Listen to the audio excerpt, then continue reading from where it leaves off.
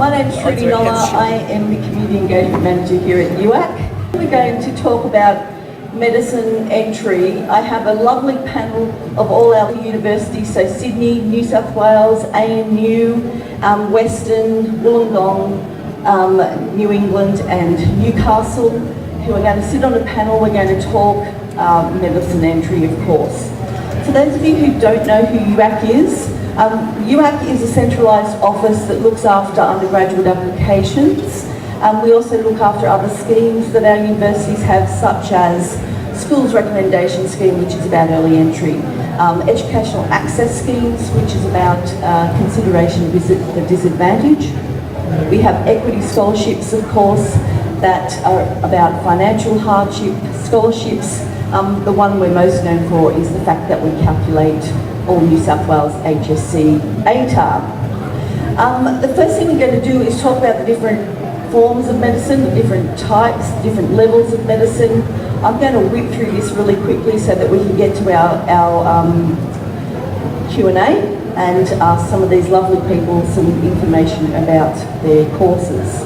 But of course we have two streams. We have undergraduate entry medical programs being studied, begin studying of course medicine as an undergraduate level straight from year 12, or of course you complete an undergraduate degree to then go on to complete graduate medicine. So there's two levels that you can do. For undergraduate medical programs, there are 4 institutions in New South Wales that offer medicine. That is, of course, Newcastle and UNE, who have their joint medical program in the Bachelor of Medical Science, Doctor of Medicine. Then we have the University of New South Wales, who have Bachelor of Medical Science, Doctor of Medicine, Bachelor of Arts, Bachelor of Medical Science, Doctor of Medicine. And then we have Western Sydney, and sorry, kids with me from Western, I haven't changed the name, but they have just changed their name to, what's it called? It's the Doctor of Medicine. It's called the Doctor of Medicine. Funny that. So all of these institutions offer undergraduate medicine. So your Year 12 students can apply from that level to get in. We have then graduate medical programs, and this is applied for at an undergraduate level. Courses designed to provide school leavers provisional entry or a pathway to the Doctor of Medicine. And we have the University of Sydney, who has the Bachelor of Arts, Doctor of Medicine, Bachelor of Science, Doctor of Medicine. Or we have ANU, who has the Bachelor of Health Science, which is a pathway to medicine. Then we have the University of Wollongong, who have the Bachelor of Pre-Medicine, Science and Health as a pathway to medicine. Now, direct entry into the Doctor of Medicine may be conditional, and you need to check the individual institutions and their entry requirements. Graduate medical programs, these are applied for once undergraduate study has been completed, and students may need to maintain a certain GPA to be considered for graduate medicine. Research all the institutions' requirements and additional selection criteria. So we have ANU, who has the Doctor of Medicine and Surgery, Sydney the Doctor of Medicine, and then of course Wollongong the Doctor of Medicine as well.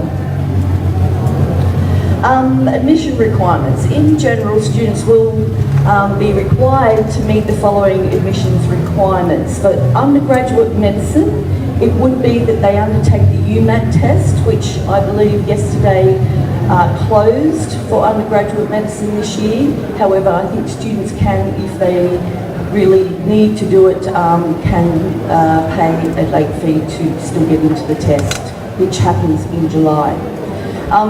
They need to, of course, lodge not just a UAC application, but a secondary application through the School of Medicine at each of the institutions. They would need to be invited and attend an interview, and of course get a particular ATAR level, which is part of the criteria as well. For graduate medicine, they have to have completed an undergraduate degree, may need to sit the GAMSAT, graduate admissions medicine test, yes, and certainly be invited to and attend an interview or any other assessment.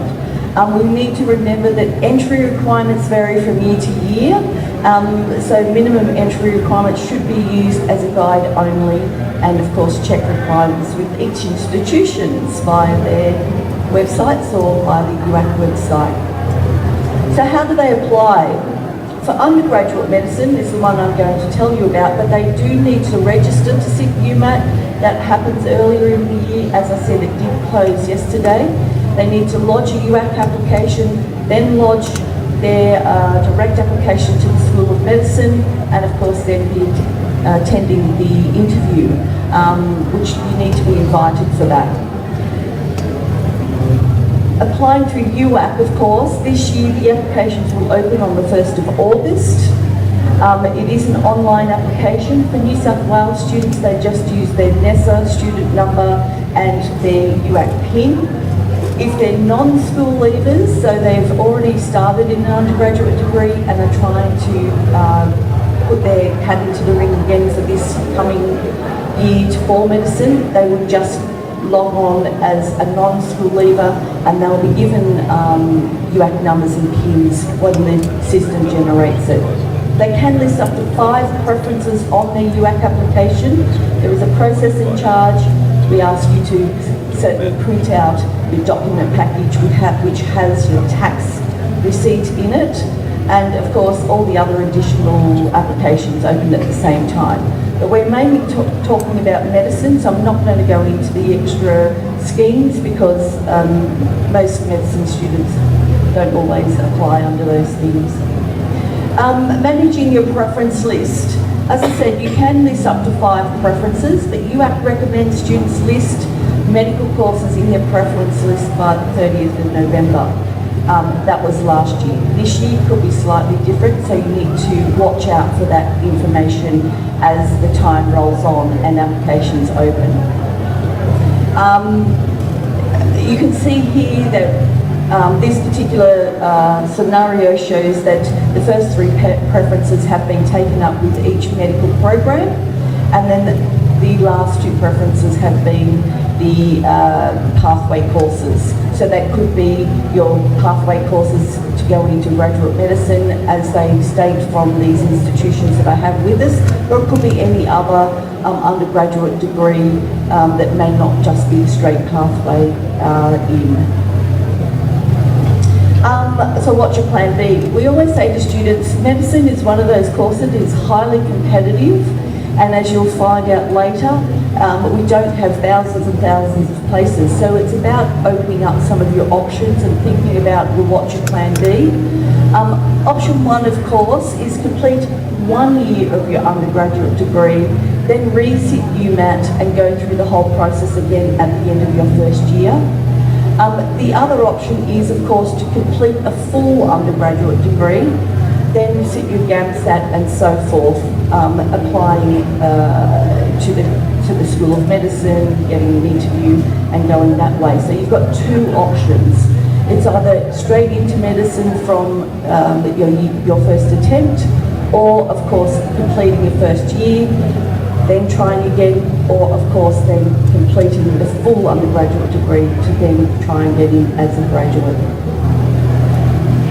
I'm going to move into some questions and answers, and I'm going to give the guys the microphone. So I'm going to switch over, bear with me. I have some straight out questions for the whole panel here, and at the end, if we have further questions, we can certainly answer those. Otherwise, you can speak to them at their stands. But our first question is, how many years do students have to study before they actually become a doctor? And I might hand it over to the academics here at the end, and maybe you could tell me how many years do they have to study, when do they actually become a doctor, and that type of thing. Sure.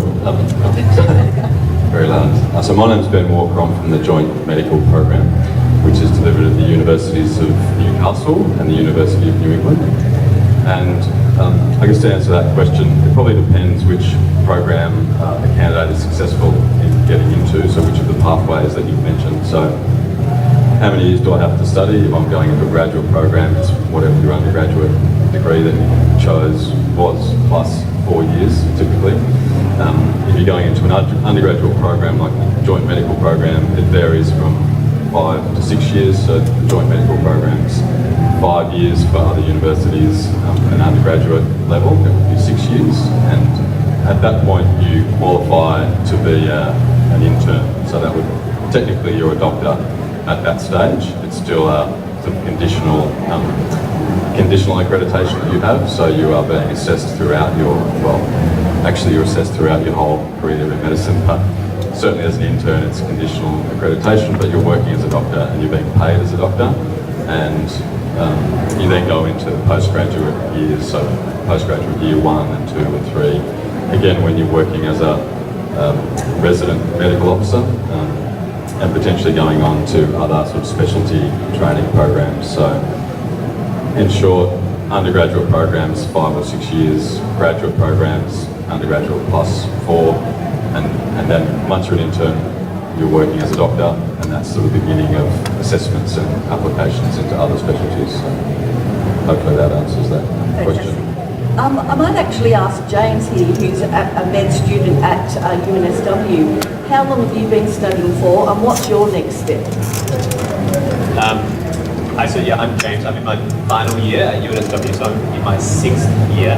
I think that was really well put before the pathway. So yeah, I've been studying for 6 years, and my next step is, as you said, internship, which is 1 year, and then after that will be next year, and after that I'll be doing residency and moving through, hopefully getting onto a training program, whether that be GP, whether it be another specialty. They're all training programs, so there's sort of a lifetime of learning ahead of you as a doctor, but actually at university it's, as we spoke before, yeah, undergraduate or postgraduate.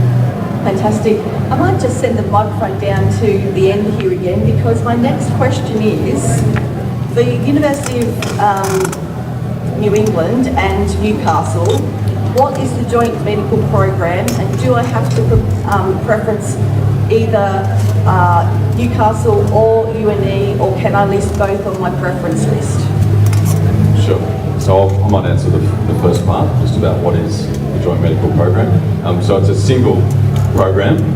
It's a Bachelor of Medical, although 2 qualifications, 2 degrees at the end of the program. So it's a Bachelor of Medical Science and Doctor of Medicine. So an undergraduate component and a graduate component within a 5-year period of learning. And it is delivered by the University of New England and the University of Newcastle, as I mentioned before. And so students are enrolled either at one of those universities and would begin their studies at one of those universities. It's a 5-year program, so as students transition through the years, you are placed in more clinical environments, and so those clinical environments are, if you like, treated equally for students at either university. So students will be placed at hospitals and general practices from the Central Coast right up to Armidale and further north, and also in fact at Orange. So you start and you're enrolled at one of the 2 universities. However, students are placed in clinical environments across a very wide footprint, particularly as they go into the more clinical years. It has 1 dean, it has 1 set of assessments for each year, and there is variation in terms of the, I guess, implementation of the teaching and learning in each year, just dependent on the site that a student might be at within any one of the 5 years. So there's a number of clinical schools. Students don't change their university of enrolment at all throughout the 5 years, but they definitely change the location where they're studying. So probably. Hello, my name is Meg Southwell and I'm from the University of New England. So for entry into the joint medical program, through the UAC application process, you would put down your preference to the joint medical program. It's when you apply directly to the university, that's where you'll put your preference location. So you'd either have your first preference as the University of Newcastle or as the University of New England. There's a second question in that step that asks if you'd accept an offer at the alternate location. So you can tick that box, and that would say if you didn't get your preferred location, you would accept an offer at the second location. So that's how that process works. Fantastic. That's really good. That's really good information, because, you know, we do have that question quite a lot. Do I put both down? Do I just put one down? How does it work? So it's fantastic. Yeah, and if I could just add to that, I believe that it just takes up one of your preferences in UAC. So even if you want to be considered for both universities, that's just one UAC preference, joint medical program, just to emphasise that. That's great, fantastic. The next question. How can students prepare for interview and UMAT, and how important are these components for selection? And I might actually ask both James and our lovely lady from Western to answer those questions quickly. No worries. So, hi everyone, my name is Ellen. In terms of the UMAT test, on the website where you register to sit that examination, the website is ACER, A-C-E-R. There are study materials you can access off there. There are workshops that you can actually register to attend to help in preparation for that exam. And you can, contact the universities that you're interested in and speak to them a little bit further about that as well. In terms of the interview, at Western Sydney University, it is an 8-station interview. So basically, each station is testing a different sort of, quality in the individual, if you will.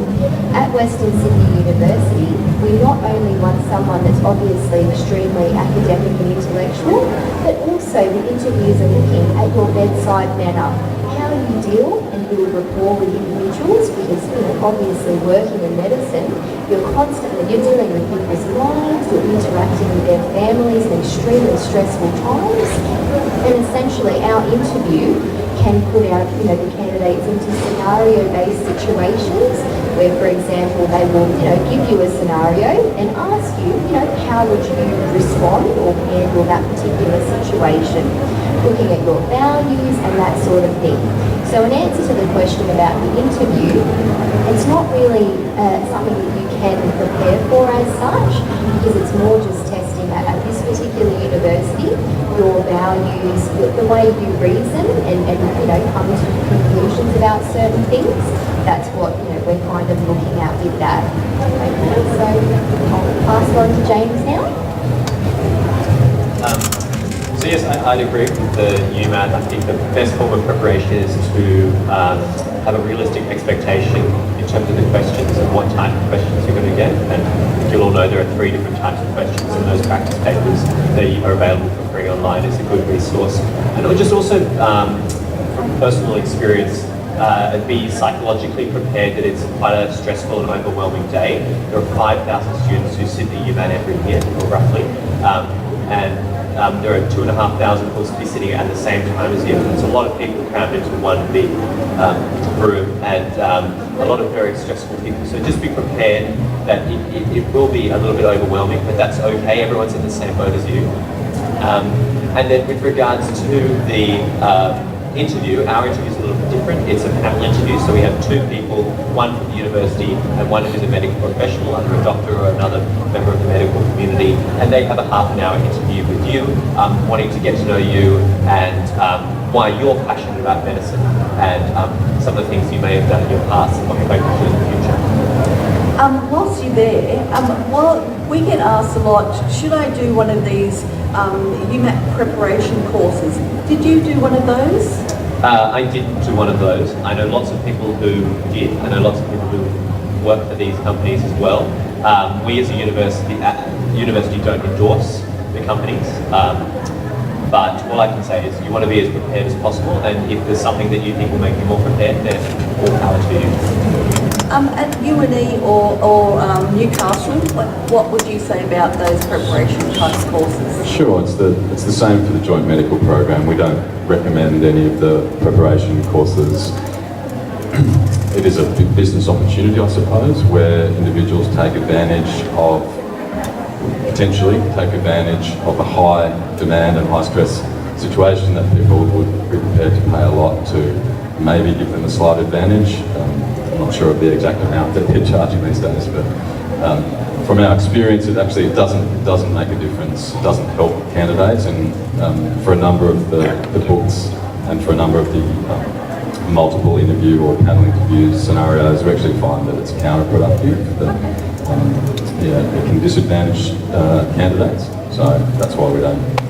Fantastic. Well, I mean, that's good information to know as well, because we do get asked that a lot, and to get it straight from the horse's mouth that it doesn't necessarily help a student, then that's great information for you.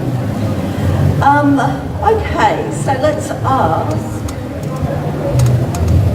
ask who we're going to ask. Let's ask Emily. Can you tell me the difference between a bonded and a non-bonded place? Okay. Sorry, I'm Emily. I'm from the University of Wollongong. So with the medical programs, there are bonded places. So they're, I guess, reserved spots in medical programs, and you check that spot. But there's a condition on that you will spend some time working in a rural or regional hospital or placement when you graduate, and you'll give back a certain amount of years. And it just depends. And there's a certain number of places. Each university, I imagine, is different in terms of how many places they offer, and you can select to be considered for those. Okay. Do all of our institutions have placements in rural areas? Yes? Yes, we all do. Okay, fantastic. Hi, my name's Campbell. My understanding as well is currently it's just 12 months on the bonded. So for every bonded place, it's just 12 months you have to give back. It used to be that you would give back the duration of the degree. It's now 12 months. Fantastic, thank you. Okay, so if a student studies a pathway to graduate medicine course, do they have to sit GAMSAT? I might ask the young gentleman from Sydney. Hello again. Do you have to sit GAMSAT at the end of your undergraduate degree? It depends. So if you do the pathway that has a undergraduate degree separate to following on, yes, you'll have to sit GAMSAT as a requirement. Some universities, like my university, for example, if you have the pathway that is arts medicine or science medicine, you do not have to sit GAMSAT for that. It's a guaranteed. The condition is you pass and you continue. Fantastic. But if you were to not do that, and with any of the postgraduate universities, if you just completed a undergraduate degree, the GAMSAT will be required. Okay. What about at ANU? So our pathway into medicine would be the health science degree, and for that we have 60 reserved spots. 30 of the 60 from the top of the class get offered a position into our postgraduate Doctor of Medicine and Surgery. That 30 don't have to sit the GAMSAT, so which is, I guess, the advantage of doing the Bachelor of Health Science. So you can go straight into our postgraduate degree without having to sit the GAMSAT. If you end up, unfortunately, at the bottom 30, you do have to sit the GAMSAT. And like the young man from University of Sydney said, any other undergraduate degree you do, to get into a postgraduate, you do have to sit the GAMSAT. And Wollongong? Yeah. Yep. So it appears we're a little bit tough at Wollongong. We have our pre-medicine degree is perfectly set up as a feeder into our graduate medical program, but we require all of the students that decide to apply to grad medicine to sit the GAMSAT. The top 12 performing students out of that pre-medicine degree are guaranteed an interview, but they're not guaranteed a place. So they have to go through with everybody else. So, sorry guys. Whilst you're still sitting there, I'm going to first ask our postgraduate people, so Wollongong, Sydney and ANU, how many places do you have? Okay, so in our Doctor of Medicine, we've got around 75 places that are available.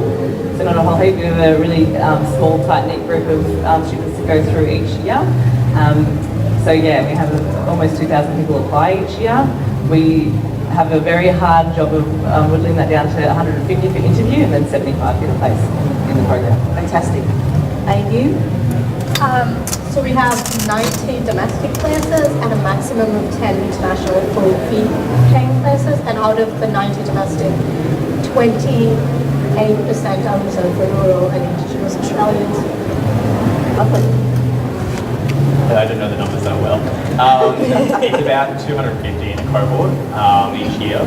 Out of that, the ones who come through the guaranteed, like pathway one through arts and science with an offer already from undergrad, there's usually about, I'm going to say somewhere between 30 to 40 of them. There's not many comparatively. Okay. And our undergrads? So we have 150 places for domestic, so non-international, and also non-rural students. About 60 spots on top of that 150 for rural. Overall, we interview about 500. Okay. Western? So we offer 100 domestic places. Of that, 25 are bonded places. So as we spoke about before, they are required for a year. Normally you can do it in your intern year or you can space it out if you want, but a year will be at a particular region. Sometimes it can be in the Western Sydney region, but it's more likely to be rural. And then we have 20 international spots as well. So 120 all up, 20 international, 100 domestic, and we give out 350 interviews, and then obviously we narrow it down from there to 100 domestic places. And our joint partners? So each year we interview approximately 900 students for the joint medical program, and we have 170 places available. 110 at the University of Newcastle and 60 at UNSW, the New England.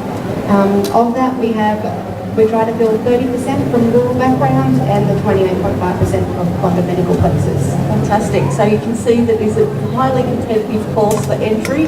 We do have many students that do apply, not just here in New South Wales or Canberra, but they come from all over the country. Students applying for medicine usually apply in every single state because they are trying to get in straight from school or whatever their dreams are, of course, of getting into medicine. One of the last questions, how and when will a student be advised if they are invited for interview? And I might ask, you can start at UNE. For the joint medical program, you are advised in October if you are invited to an interview. That is based on your UMAT scores. Sorry, Emily? So for our Doctor of Medicine, most of our applicants will be visiting GAMSAT in March, and we invite them for interview in August. Fantastic. Western? We normally invite our candidates for interviews via email, and normally this occurs at the beginning of November, and then the interviews are normally scheduled late November. Okay. So Bachelor of Health Science, which is a pathway, you apply through UAC, so you apply down through UAC, and then they come out in December and January. If you're going through a Bachelor of Science, you still sort of finessing this, but you're invited for a medical interview towards the end of your second year. You should hopefully soon after find out if you've got a place in the program or not.